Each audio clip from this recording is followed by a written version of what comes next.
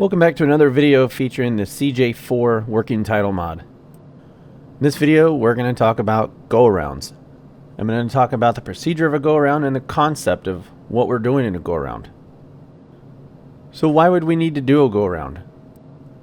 One obvious reason is the runway you're landing on, there's something on it. It could be an animal, it could be an airplane, it could be a vehicle. It could be bad weather, you've done an instrument approach, you made it to minimums, and you don't see the runway, so you've got to do a go-around procedure. In that case, you would also be doing a missed approach, but it's going to be the same setup. And probably almost every single pilot in real life has had to do a go-around at some point, myself included. I've done several. Usually when I've done them, it's not anything you expect. Something just happens at the last second that you didn't plan on, and you have to do a go-around. One rule with a go-around: always fly the airplane first.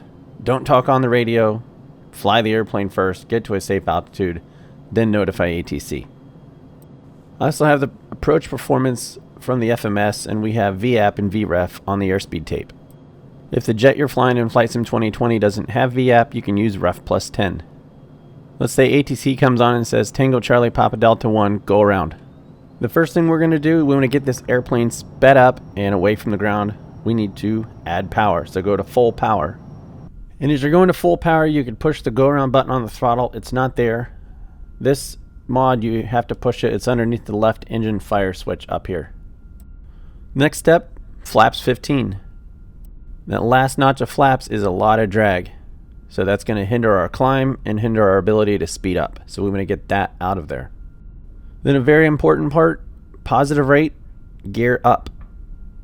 If you're descending in a go-around, you do not want to put the gear up. You could obviously come in contact with the runway.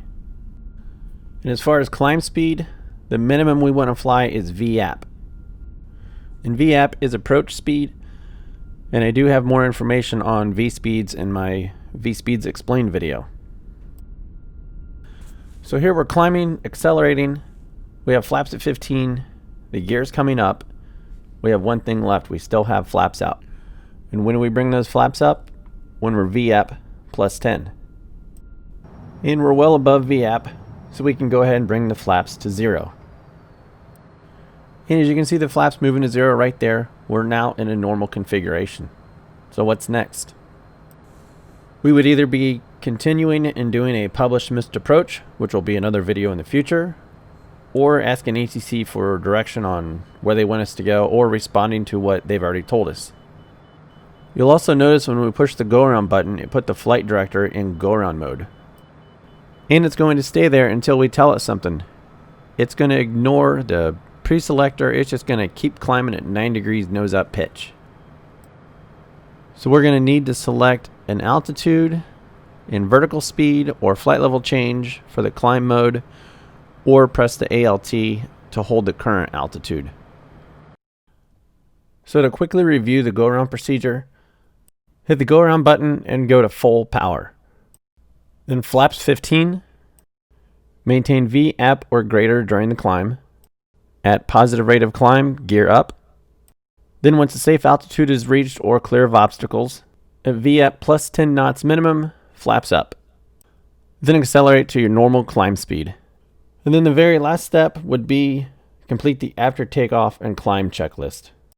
With a procedure such as a go-around or a missed approach, you're busy flying the airplane, you don't have time for a checklist, you're doing procedures based on memory.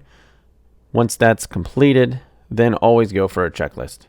And as always, thanks for watching. If you have questions, do not hesitate to ask.